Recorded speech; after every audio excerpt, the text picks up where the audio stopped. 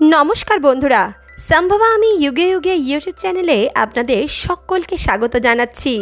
আজকের এই কাহিনী খুবই শিক্ষামূলক ও প্রেরণাদায়ক হতে চলেছে, তাই আজকের এই কাহিনীটি অবশ্যই দেখুন। এই কাহিনীটি আপনাদের জীবনে অনেক কিছু শিক্ষা প্রদান করবে।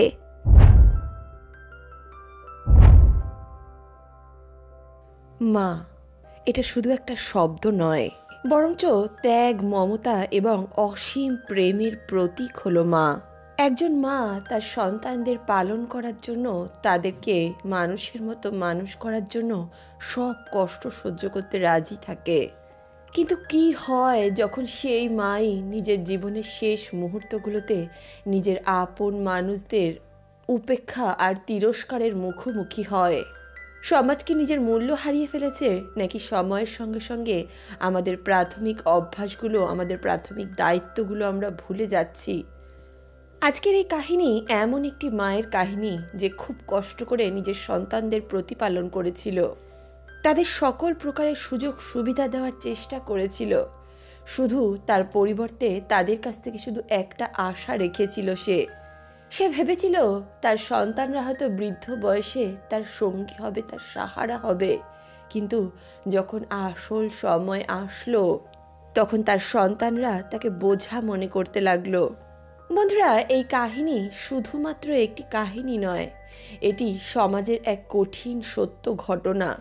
এই কাহিনী আমাদের সমাজের একটা আয়না, যা আমাদের নিজেদের কর্তব্য এবং নিজেদের দায়িত্ব সম্বন্ধে অবগত করবে। গ্রামের একটি ছোট্ট ঘরে সঞ্জনা দেবী তার বড় ছেলে দীপকের সঙ্গে বাস করতেন। সঞ্জনা দেবী নিজের সমস্ত জীবনটা নিজের ছেলেকে বড় করতে এবং তার খুশির খেয়াল রাখতেই ব্যতীত করে দিয়েছিলেন। কিছুদিন আগে অবধি তারা সকলেই সুখে শান্তিতেই নিজেদের সংসার করছিল, কিন্তু 2 মাস আগেই ওনার স্বামীর মৃত্যু হয়ে গেছে। স্বামীর মৃত্যুর পর তার জীবন বীমার কিছু অর্থ তিনি পেয়েছিলেন। ওই জীবন বিমার কয়টা পয়সা দীপক আর প্রীতমের চোখে যেন তার মায়ের ভালোবাসার থেকেও বেশি বড় বলে মনে হচ্ছিল। সঞ্জনা দেবীর ছোট ছেলে প্রীতম দিল্লিতে নিজের স্ত্রীর সঙ্গে বাস করত। সঞ্জনা দেবীর মায়া মমতা সবসময় তার ছেলেদের উপর বিস্তৃত থাকত। সবসময় তিনি নিজেদের ছেলেদের সুখ স্বাচ্ছন্দ্যই দেখতেন, কিন্তু ওনার 2 ছেলের হৃদয়ে মায়ের ভালোবাসার থেকে অনেক বেশি স্থান অধিকার করেছিল ওই অর্থগুলো। এমনই একদিন সঞ্জনা দেবীর ছোট ছেলে প্রীতম তাকে ফোন করে বলতে লাগলো, মা, আমি কয়দিন ধরে খুব অসুস্থ, আমার শরীরটা একেবারে ভালো নেই। তুমি আমার কাছে যদি কদিনের জন্য দিল্লিতে চলে আসো, মনে হয় আমার শরীরটা একটু ভালো হয়ে যাবে। তোমার ভালোবাসা আমাকে সুস্থ করে দেবে। সঞ্জনা দেবী তখন চিন্তাপূর্ণ স্বরে বলতে লাগলো, বাবা, তোর কিচ্ছু হবে না, ভালো ডাক্তার দিয়ে চিকিৎসা কর, দেখবি সব ঠিক হয়ে যাবে। তখনই প্রীতম বলতে লাগলো, মা, এখানকার ডাক্তাররা তো জবাব দিয়ে দিয়েছে, তারা বলছে আমরা বুঝতে পারছি না যে তোমার কি হয়েছে, তাই আমরা তোমাকে সুস্থ করতে অক্ষম। আমার মনে হয় তুমি যদি এখানে এসে আমাকে একটু সেবা শুশ্রূষা করো, তাহলে আমি ঠিক হয়ে যাব। সঞ্জনা দেবী নিজের ছোট ছেলের এরম কথা শুনে ভাবুক হয়ে গেছিলেন। তিনি ভেবেছিলেন ওনার ছোট ছেলের হয়তো ওনাকে প্রয়োজন হচ্ছে। সঙ্গে সঙ্গে উনি সিদ্ধান্ত নিলেন যে উনি দীপকের সঙ্গে কথা বলবেন, এবং সেদিন সন্ধ্যায় তিনি দীপকের সঙ্গে কথাও বললেন। তিনি বললেন, বাবা দীপক, প্রীতমের শরীরটা খুব খারাপ, আমি কদিনের জন্য ওর কাছে দিল্লিতে গিয়ে থাকতে চাই, তুই এক কাজ কর, তুই আমার জন্য টিকিট করে দে। তখনই দীপক চিৎকার করে বলতে লাগলো, মা, ওর কিছুই হয়নি, ও সব মিথ্যে নাটক করছে, ও তোমাকে ভালোবাসে না, ওর সমস্ত নজর তোমার ওই বিমার টাকাগুলোর উপর রয়েছে। সঞ্জনা দেবী তখন দীপককে বোঝানোর চেষ্টা করলেন। তিনি বলতে লাগলেন, দেখ বাবা, তোর ভাই অসুস্থ আর তুই এমন কথা বলছিস, আমি ওর মা, আমি যখন একবার শুনেছি যে ও অসুস্থ আর ও আমাকে বারবার করে ডাকছে, তখন আমি ওর কাছে না গিয়ে তো পারবো না। তখনই দীপক বলতে লাগলো, আচ্ছা ঠিক আছে, তুমি যাচ্ছ যাও, কিন্তু তার আগে তোমার একটা কাজ করে দিয়ে যেতে হবে। তুমি অর্ধেক টাকা আমার নামে দিয়ে যাও। বাবার জীবন বিমার থেকে যে টাকা তুমি পেয়েছো তার অর্ধেক অংশ তুমি আমাকে দিয়ে তবেই এখান থেকে যাবে, তা না হলে আমি তোমাকে কোথাও যেতে দেব না। বন্ধুরা, বলা হয় লোভ আর স্বার্থ একটা সম্পর্ককে ধ্বংস করে দেয়। যে ব্যক্তি নিজের বাবা মাকে সম্মান করে না সে জীবনে কখনো আসল সফলতার প্রাপ্তি করতে পারে না। মাতা পিতা আমাদের জীবনে সবথেকে বড় শুভচিন্তক হয় এবং তাদের তিরস্কার করা আমাদের জীবনের সবথেকে বড় পাপ হয়ে থাকে। সঞ্জনা দেবী তখন নিজের বড় ছেলেকে বলতে লাগলেন, বাবা তুই ভুল ভাবছিস, তোর ভাই খুব অসুস্থ, আমি যদি কিছুদিন ওর কাছে গিয়ে থাকি তাহলে হয়তো ও সুস্থ হয়ে যাবে। দীপক আবারও রেগেমেগে একই উত্তর দিল, মা ওর শরীর টরীর কিছু খারাপ না, ওর শুধুমাত্র তোমার টাকাগুলোর উপর নজর গাড়িয়ে বসে আছে। মা তুমি এত সরল কেন, তুমি ওর কথাগুলো কেন বুঝতে পারছো না? তখনই সঞ্জনা দেবী বলতে লাগলেন, আমার নিজের সন্তানের প্রতি চিন্তা হচ্ছে তাই আমি এমনটা করছি।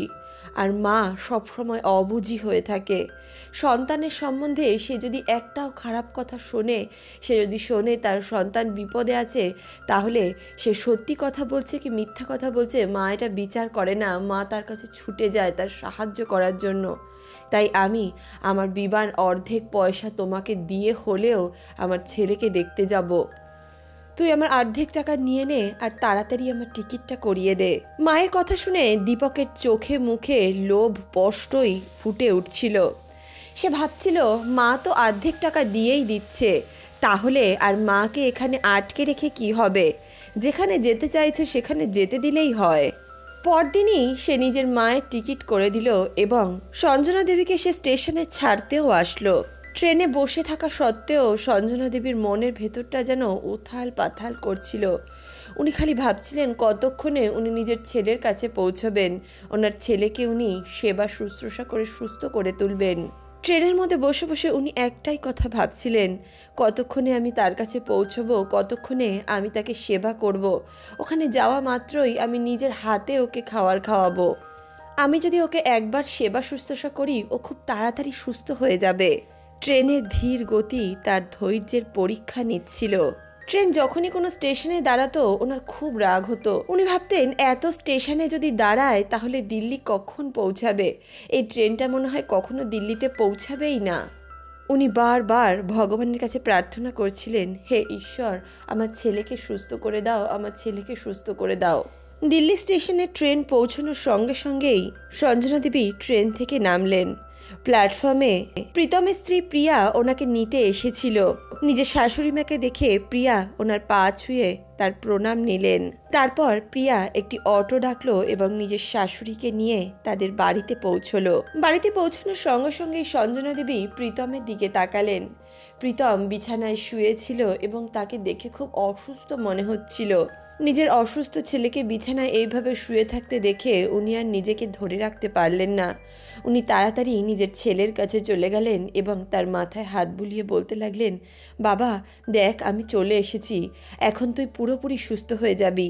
সঞ্জনা দেবী এতটুকু কথা বলা মাত্রই ওনার বৌমা প্রিয়া যেন প্রচণ্ড পরিমাণে রেগে গেল এবং রাগে গজগজ করতে করতে উল্টোপাল্টা কথা শোনাতে লাগলো। সে বলতে লাগলো, মা ওনার সেবার নয়, ওনার ওষুধের প্রয়োজন। যদি সেবাতেই ঠিক হয়ে যেতেন উনি, তাহলে আমি 4 মাস ধরে টানা ওনার সেবা করছি, কোথায় উনি তো সুস্থ হলেন না। বৌমার মুখে এমন কথা শুনে সঞ্জনা দেবী খানিকটা অবাক হলেন। তিনি বলতে লাগলেন, তাহলে তুমি ওষুধ কেন খাওয়াচ্ছ না ওকে? এইভাবে বাড়িতে ফেলে রেখেছো কেন? তখনই প্রিয়া চিৎকার করে বলতে লাগলো, আমাদের কাছে যদি টাকা থাকতো তাহলে কি ওষুধ খাওয়াতাম না? আমাদের কাছে কোনো টাকা পয়সা নেই, তাই তো চিকিৎসা করতে পারছি না। 4 মাস ধরে প্রীতম বাড়িতেই বসে আছেন। এদিকে অফিসও বন্ধ চলছে। অফিস থেকে টাকা পাওয়া যাবে কি করে? কাজ না করলে কি কেউ টাকা দেয়? আর পয়সা না থাকলে ওষুধ কোথা থেকে খাওয়াবো?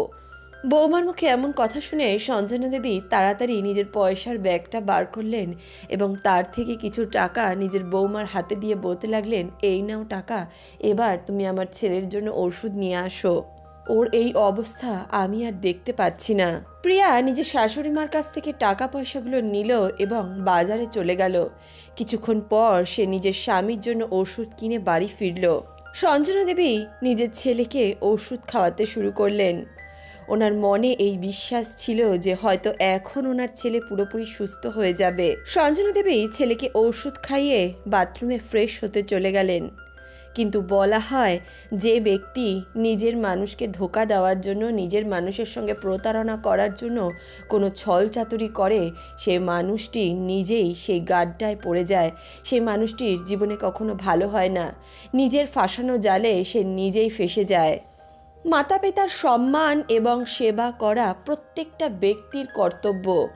যে ব্যক্তি নিজের মা বাবাকে সম্মান করে না, সে জীবনে কখনো সুখে থাকতে পারে না। এদিকে সঞ্জনা দেবী যখন বাথরুমে ফ্রেশ হচ্ছিলেন, তখন প্রীতম আর তার স্ত্রী নিজের মায়ের সরলতা এবং তার ভালোবাসা নিয়ে হাসি ঠাট্টা করতে লাগলো।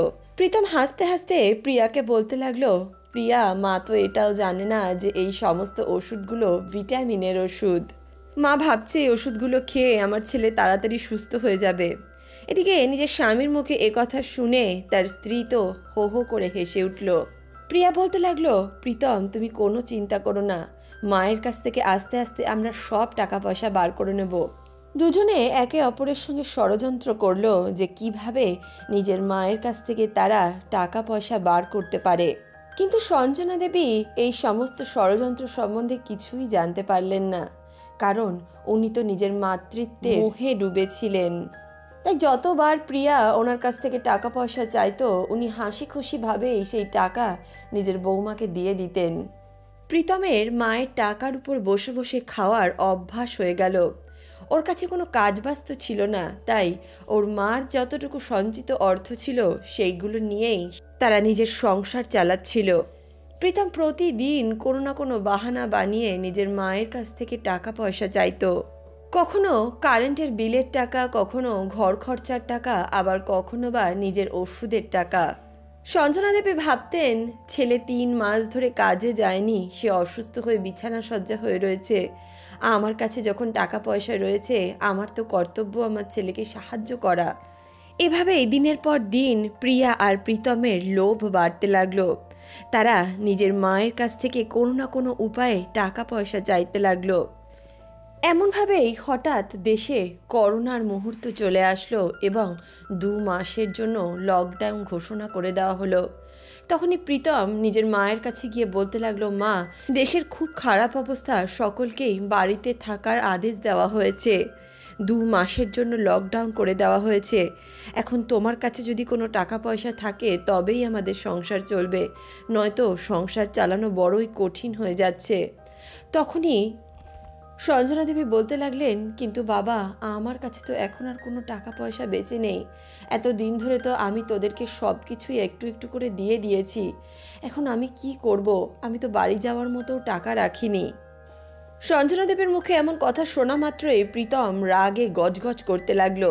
সে রাগের চোটে ঘরের জিনিসপত্র এদিক ওদিক ছুঁড়ে ফেলতে লাগলো।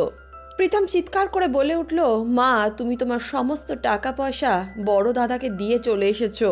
আমার মনে হয় এখানে আসার আগেই তুমি নিজের সমস্ত টাকা পয়সা ওকেই দিয়ে এসেছো, আর এখন এখানে এসে তুমি আমার সঙ্গে মিথ্যে কথা বলছো। তুমি দেখতে পাচ্ছ না আমার কাজবাজ নেই? 4-5 মাস হয়ে গেল আমি কাজে যাচ্ছি না, টাকা পয়সার জন্য আমাকে কি এখন রাস্তায় রাস্তায় ভিক্ষা করতে হবে? তুমি আমাকে এই কি অবস্থায় এনে ফেলেছো? ছেলের মুখে এমন কথা শুনে সঞ্জনা দেবীর চোখে জল চলে আসলো। তিনি কাঁদতে কাঁদতে ছেলেকে বলতে লাগলেন, আমি তো তোকে কখনো টাকা দিতে বারণ করিনি, যখনই তুই যা টাকা চেয়েছিস আমি তোকে দিয়ে দিয়েছি। এখন দেখ, আমার কাছে যা ছিল আস্তে আস্তে সবই আমি তোকে দিয়ে দিয়েছি। প্রীতম চিৎকার করে করে ওই একটাই কথা বলে যাচ্ছিল, তুমি সব টাকা পয়সা দাদাকে দিয়ে এসেছো, তাহলে এক কাজ করো, তোমার আর এখানে থাকতে হবে না, তুমি গ্রামে ফিরে যাও, তোমার ছেলের কাছে চলে যাও, আমি আজকেই তোমাকে স্টেশনে ছেড়ে আসব। এমনটা বলে প্রীতম সঞ্জনা দেবীর জিনিসপত্র গোছাতে লাগলো। এদিকে সঞ্জনা দেবী ঘরের এক কোণায় দাঁড়িয়ে দাঁড়িয়ে নিজের চোখের জল ফেলছিল। সঞ্জনা দেবী বলতে লাগলেন, এতদিনে তোমাকে আমি অনেক টাকা দিয়েছি, তুমি কি সেটার হিসেব করতে পারছো না? টাকা নিয়ে নিয়ে কতই না আনন্দ ফুর্তি করেছো, যদি তখন একটু হিসাব করে চলতে তাহলে আজ এই দিন দেখতে হতো না। এছাড়াও আমি তোমার কাছে শুধুমাত্র এই কারণেই এসেছিলাম যে তুমি আমাকে ডেকেছিলে, ভেবেছিলাম আমার ছেলে অসুস্থ, হয়তো আমি গেলে সে তাড়াতাড়ি সুস্থ হয়ে যাবে, কিন্তু এখানে এসে দেখছি যে আমি তো তোমার জন্য বোঝা হয়ে গেছি।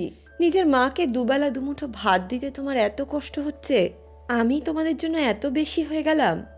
তখনই প্রীতম বলল, মা আমাকে শুধু শুধু লেকচার দিও না, ঘরের খরচা চালানো খুবই কষ্টকর হয়ে গেছে। দেখো আমি তোমার জিনিসপত্র প্যাক করে ফেলেছি, চলো তোমাকে স্টেশনে দিয়ে আসছি। বন্ধুরা, বলা হয় যে ব্যক্তি বাবা মাকে অসম্মান করে সে শুধুমাত্র নিজের বর্তমান খারাপ করে না, বরঞ্চ সে নিজের ভবিষ্যৎকেও ধ্বংস করে দেয়। সঞ্জনা দেবী চোখে জল নিয়ে বলতে লাগলেন, আমি তো তোমার কাছে তোমার সঙ্গে দেখা করতেই এসেছিলাম, তাও তো তুমিই আমাকে বারবার করে ডেকেছিলে, তাই আমি এসেছি। ভেবেছিলাম আমি এখানে আসলে তুমি তাড়াতাড়ি সুস্থ হয়ে যাবে, হয়তো তোমার আমাকে প্রয়োজন। কিন্তু এখন যখন আমার কাছে সমস্ত টাকা পয়সা শেষ হয়ে গেছে, এখন তুমি আমাকে দুবেলা দুমুঠো ভাতও দিতে পারছো না, এটাও তোমার কাছে বেশি হয়ে যাচ্ছে। তোমার যদি টাকা পয়সার এতই প্রয়োজন ছিল তাহলে আমার কাছ থেকে তুমি সরাসরি টাকাগুলো চেয়ে নিতে পারতে, আমি তো তোমাকে দিয়ে দিতাম। কেন? তোমার বড়দাকেও তো আমি টাকা দিয়ে এসেছি, ও আমাকে বিমার অর্ধেক টাকা চেয়েছে, আমি তো তাকে সেই টাকা হাসতে হাসতে দিয়ে দিয়েছি, ও আমার সঙ্গে ছলচাতুরি করেনি। কিন্তু তুমি কেন আমার সঙ্গে ছলচাতুরি করলে? তুমি যদি চাইতে যে বাবার অর্ধেক টাকা আমাকে দিয়ে দাও, তাহলে আমি তোমাকে হাসতে হাসতে সেই টাকা দিয়ে দিতাম।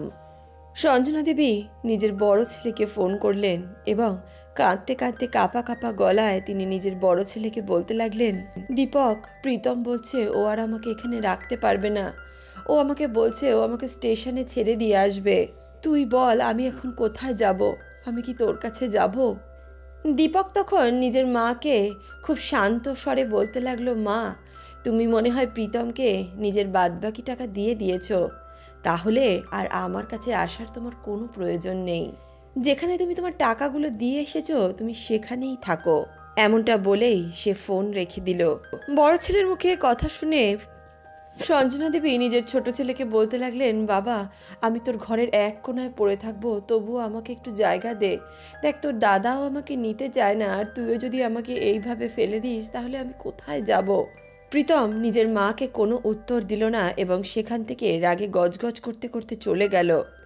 2-4 দিনের মধ্যেই প্রিয়া তার শাশুড়ির উপর অকথ্য অত্যাচার চালাতে লাগলো। এমনই একদিন যখন সঞ্জনা দেবী বাথরুমে স্নান করছিলেন, হঠাৎ করেই বাইরে থেকে কিছু পুড়ে যাওয়ার গন্ধ পেলেন। উনি তাড়াতাড়ি বাথরুম থেকে বাইরে বেরিয়ে দেখলেন প্রিয়া ওনার সমস্ত জামা কাপড় এবং সমস্ত ওষুধপত্র পুড়িয়ে দিচ্ছে। তখনই সঞ্জনা দেবী প্রিয়াকে বলতে লাগলেন, মা তুমি এটা কি করছো? তুমি আমার সমস্ত জামা কাপড়, আমার সমস্ত ওষুধপত্র কেন পুড়িয়ে দিলে? এখন আমি কি পরবো, কি খাবো? তুমি তো জানো আমি কত অসুস্থ, ওষুধ ছাড়া আমি এক মুহূর্তও চলতে পারি না। প্রিয়া বলতে লাগলো, আমি যা করেছি ভালো করেছি, আপনি ঘর ছাড়তে রাজি ছিলেন না, তাই আমি রাগের চোটে সমস্ত কিছু পুড়িয়ে দিয়েছি। এখন আমি দেখতে চাই যে আপনি কিভাবে এখানে থাকেন। তখনই সঞ্জনা দেবী বলতে লাগলেন, প্রিয়া তুমি বলো আমি কোথায় যাব? আমার তো কোনো ঘর বাড়ি নেই। বড় ছেলেকে ফোন করেছিলাম, সেও আমাকে বলল যে তুমি এখানে এসো না, যেখানে টাকাগুলো দিয়ে এসেছো তো সেখানেই থাকো। এখন এই বৃদ্ধ বয়সে আমি কোথায় যাব, কি খাবো? তখনই প্রিয়া বলল, দেখুন এটা আপনার সমস্যা, আমার নয়। আমরা আপনাকে এখানে রাখতে পারবো না, আপনি এখান থেকে বেরিয়ে যান, যেখানে গিয়ে থাকতে ইচ্ছে হয় সেখানে গিয়ে থাকুন। সেদিন রাত্রে প্রিয়া নিজের শাশুড়ি মাকে ঘর থেকে বেরিয়ে যেতে বাধ্য করেছিল। সারা রাত সঞ্জনা দেবী নিজের ছোট ছেলের ঘরের বাইরে দাঁড়িয়ে দাঁড়িয়ে ঠান্ডায় কাঁপছিলেন। সারা রাত ঠান্ডায় বসে বসে ওনার খুব জ্বর চলে আসলো, কিন্তু কেউ ওনার কোনো খোঁজ খবর নিল না। সকাল সকাল নিজের ছোট ছেলের গলার আওয়াজে সঞ্জনা দেবীর ঘুম ভাঙল। প্রীতম তাকে বলতে লাগলো, মা তোমার জন্য আমি ট্যাক্সি ডেকেছি, ট্যাক্সি করে তোমার যেখানে ইচ্ছা সেখানে চলে যাও আর সেখানে গিয়ে থাকো। শুধু শুধু আমার ঘরের বাইরের গেটে শুয়ে থাকবে না, 10 জন মানুষ দেখলে আমাকেই খারাপ বলবে। সঞ্জনা দেবী করুণ দৃষ্টিতে নিজের ছোট ছেলের দিকে তাকিয়ে রইলেন। ওনার মনের যন্ত্রণা ওনার চোখ থেকে জলের আকারে বয়ে পড়ছিল। উনি নিজের ছোট ছেলেকে কিছুই বললেন না। কিছুক্ষণের মধ্যে ট্যাক্সি চলে আসলো আর প্রীতম তাকে একটি রেল স্টেশনে ছেড়ে চলে আসলো। স্টেশনে এসে সঞ্জনা দেবী দেখতে পারলেন যে লকডাউনের কারণে সমস্ত ট্রেন বন্ধ হয়ে পড়ে আছে। এখন ওনার কাছে আর করার কিছুই ছিল না। উনি স্টেশনেই এক কোনায় গিয়ে বসে পড়লেন আর ঈশ্বরকে বলতে লাগলেন, হে ঈশ্বর, এই দিন দেখার জন্য তুমি আমাকে জীবিত রেখেছিলে। সঞ্জনা দেবীর প্রচণ্ড খিদে পাচ্ছিল। আশেপাশে কিছু সমাজসেবী সংগঠনরা সকলকে খাওয়ার বিতরণ করছিল। তারা সুমিত্রা দেবীকেও খাবার দিল। সঞ্জনা দেবীর তখন প্রচণ্ড খিদে পেয়েছিল, তাই খুব তাড়াতাড়ি তিনি সেই খাবারগুলো খেয়ে ফেললেন। সঞ্জনা দেবী সেই সমাজসেবী সংগঠনের কাছ থেকে রাতের জন্য কিছু খাবার চেয়ে রাখলেন। বন্ধুরা, বলা হয় যারা নিজের বাবা মাকে কষ্ট দেয় তারা নিজের হাতেই নিজের ভবিষ্যৎকে অন্ধকারে ঠেলে ফেলে দেয়। মাতা পিতা আমাদের কাছে ভগবানের সমতুল্য হয়ে থাকে। তাদের অপমান করা মানে স্বয়ং ভগবানকে অপমান করা। সঞ্জনা দেবী রেল স্টেশনেরই এক কোনায় বসে অঝরে কেঁদে চলেছিলেন। সেখানে বসে বসে তিনি ভাবছিলেন, এই দিন দেখার জন্যই কি আমি আমার ছেলেদেরকে পড়াশোনা শিখিয়ে মানুষ করেছিলাম। তখনই স্টেশনে কিছু সমাজসেবী সংগঠন এবং কিছু নিউজ রিপোর্টাররা আসলেন। লকডাউনের মধ্যে মানুষজনের অবস্থা কি হচ্ছে, মানুষে কেমনভাবে জীবিকা নির্বাহ করছে, এই সমস্ত কিছুই সেই সমাজসেবী সংগঠন এবং সেই নিউজ রিপোর্টাররা লাইভ টেলিকাস্ট করছিল। তাদের মধ্যেই একজন রিপোর্টার সঞ্জনা দেবীর কাছে গেলেন এবং জিজ্ঞেস করলেন, মা, তুমি এই বয়সে এইভাবে এখানে কেন বসে আছো? তোমার বাড়ি কোথায়? তুমি কোথায় যাবে? তখনই সঞ্জনা দেবী সেই রিপোর্টারকে বলতে লাগলেন, বাবা, আমিও এটাই ভাবছি যে আমার বাড়ি কোথায়, আমি কোথায় যাব। এমনিতে তো আমার দুই ছেলে রয়েছে। এক ছেলে আমার কাছ থেকে টাকা পয়সা নিয়ে আমাকে ছোট ছেলের কাছে পাঠিয়ে দিয়েছে, আর ছোট ছেলের যখন আমার কাছ থেকে সমস্ত টাকা পয়সা নেওয়া হয়ে গেছে, ও আমাকে এইভাবে স্টেশনে ফেলে চলে গেছে। এখন আমি জানি না যে আমি কোথায় যাব। সঞ্জনা দেবীর এই করুণ কথা শুনে রিপোর্টারের চোখে জল চলে আসলো। সে বলতে লাগলো, মা, তুমি কোনো চিন্তা করো না, পাশেই একটা বৃদ্ধাশ্রম রয়েছে, আমি তোমাকে সেখানে নিয়ে যাচ্ছি। সেখানে তুমি দুবেলা খাওয়ার এবং থাকার জায়গাও পেয়ে যাবে। সেই রিপোর্টার সঞ্জনা দেবীকে এও বলল, যতদিন না আপনার ছেলেরা তাদের কর্মের শাস্তি পাচ্ছে ততদিন আপনি ওখানেই থাকুন। সঞ্জনা দেবী বললেন, বাবা, আমি আমার ছেলেদেরকে শাস্তি দিতে চাই না। ওদের কর্মের শাস্তি স্বয়ং ঈশ্বরই তাদের দেবেন। তুমি যদি আমাকে ওই বৃদ্ধাশ্রমে ছেড়ে আসতে পারো, তোমার অনেক উপকার হয়। তখনই সেই রিপোর্টার সঞ্জনা দেবীকে ওই বৃদ্ধাশ্রমে ছেড়ে চলে আসলেন। সঞ্জনা দেবী প্রায় এক সপ্তাহ ওই বৃদ্ধাশ্রমে ছিলেন। হঠাৎ করেই বৃদ্ধাশ্রমের এক ব্যক্তি সঞ্জনা দেবীর কাছে এসে বলতে লাগলেন, মা, তোমার সঙ্গে কেউ একজন দেখা করতে এসেছেন। তার নাম হলো সঞ্জয়। সঞ্জনা দেবী অবাক হয়ে গেলেন। তিনি মনে মনে ভাবতে লাগলেন, আমি তো সঞ্জয় বলে কাউকে চিনি না। কিছুক্ষণ পর একজন 30 বছর বয়সী যুবক ওনার সামনে এসে দাঁড়ালো। সঞ্জনা দেবী অবাকভাবে সেই ব্যক্তিকে জিজ্ঞেস করতে লাগলেন, বাবা, তুমি কে? আমি তো তোমাকে এর আগে কখনোই দেখিনি। তখনই সঞ্জয় ওনার দিকে তাকিয়ে বলতে লাগলো, মা, আসলে তোমার ইন্টারভিউ আমি টিভিতে দেখেছিলাম। আসলে আমি আর আমার স্ত্রী বাড়িতে একাই থাকি। আমাদের মাথার উপরে বয়স্ক ব্যক্তি বলতে কেউ নেই, তাই আমি তোমাকে এখান থেকে আমার বাড়িতে নিয়ে যেতে এসেছি। আমি তোমাকে নিজের মায়ের মতোই যত্ন করে রাখবো, তুমি কোনো চিন্তা করো না, তুমি আমার সঙ্গে চলো। সঞ্জনা দেবী যখন সঞ্জয় বলে ছেলেটির মুখ থেকে কথা শুনলো, তখন ওনার চোখ থেকে জল গড়িয়ে পড়ল। উনি বলতে লাগলেন, কিন্তু বাবা, তুমি তো আমাকে চেনো না। আমার নিজের দুই ছেলে আমাকে ঘর থেকে বার করে দিয়েছে, আর তুমি যে আমাকে চেনো না, যে জানো না আমি কোথা থেকে এসেছি, আমি কি করি, তুমি আমাকে নিজের সঙ্গে নিজের বাড়িতে নিয়ে যেতে এসেছো। সঞ্জয় বলতে লাগলো, মা, তুমি তো ঈশ্বরের রূপ। আমার পরিবার তোমাকে চাইছে, তাদের তোমার প্রয়োজন। আমার বাচ্চারা ঠাকুমার আদর পাবে, আর আমরা মায়ের ভালোবাসা পাবো। চলো মা, তুমি এখন থেকে আমার সঙ্গে থাকবে। সঞ্জয় ওনার হাত ধরে ওনাকে বৃদ্ধাশ্রমের বাইরে নিয়ে আসলো। সেখানে সঞ্জয়ের স্ত্রী এবং তার দুই সন্তান দাঁড়িয়ে অপেক্ষা করছিল। সঞ্জনা দেবী মনে মনে ভাবতে লাগলেন, একদিকে আমার দুই ছেলে যারা আমাকে নিজের জীবন থেকে বিতাড়িত করে দিয়েছে, আর অপরদিকে এই অজানা অচেনা ছেলেটা যে আমাকে নিজের পরিবারে নেওয়ার জন্য আমার কাছে কাকুতি মিনতি করছে। হয়তো ঈশ্বর আমাকে নতুন করে বাঁচার জন্য একটা সুযোগ দিয়েছে, আমাকে নতুন একটা পরিবার উপহার দিয়েছে। উনি বৃদ্ধাশ্রমের কর্মচারীদেরকে ধন্যবাদ জানালেন এবং সঞ্জয়ের সঙ্গে তার বাড়িতে যেতে রাজি হয়ে গেলেন। সঞ্জনা দেবী নিজের নতুন পরিবারের সঙ্গে নতুন সূচনার দিকে রওনা দিয়ে দিয়েছিলেন। সঞ্জনা দেবী যখন সঞ্জয়ের বাড়িতে ঢুকলেন তখন তিনি সেখানে খুব আপনতা অনুভব করলেন। কিছুদিনের মধ্যেই সঞ্জয়ের ছেলেমেয়েরা তাকে ঠাকুমা ঠাকুমা বলে ডাকা শুরু করলো এবং সঞ্জয়ের স্ত্রীও ওনাকে নিজের শাশুড়ি মা হিসেবে খুব ভালো সম্মান করতেন এবং অনেক আদর যত্ন করতেন। সঞ্জনা দেবী ভালো মতোই বুঝতে পারলেন যে ঈশ্বর ওনার ভালো মানুষের জন্য ওনাকে এই পুরস্কার দিয়েছেন। কিন্তু বন্ধুরা, বলা হয় যারা নিজের বাবা মাকে সম্মান করে না, বাবা মার অনাদর করে, ঈশ্বর তাদেরকে কখনো ক্ষমা করেন না।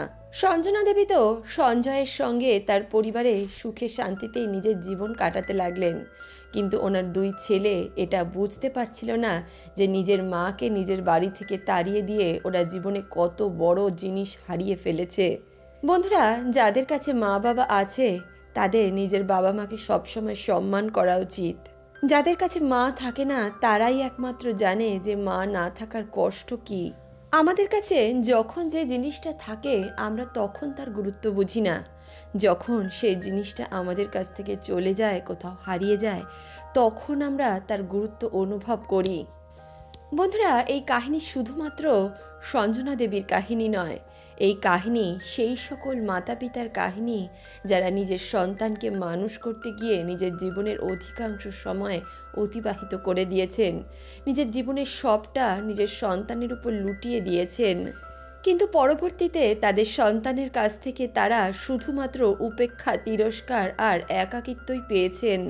এই কাহিনীতে এমন অনেক জিনিস আছে যেগুলো আমাদের নিজের জীবনে গ্রহণ করা উচিত। প্রথমত, মাতা পিতা আমাদের জীবনের সবথেকে বড় সঞ্চয়। তারা আমাদের জন্ম দিয়েছে, তারা নিজের সমস্ত সুখ স্বাচ্ছন্দ্য ত্যাগ করে আমাদেরকে মানুষের মতো মানুষ করেছে। তাদের এই ত্যাগের ঋণ জীবনে কখনো শোধ করা যাবে না।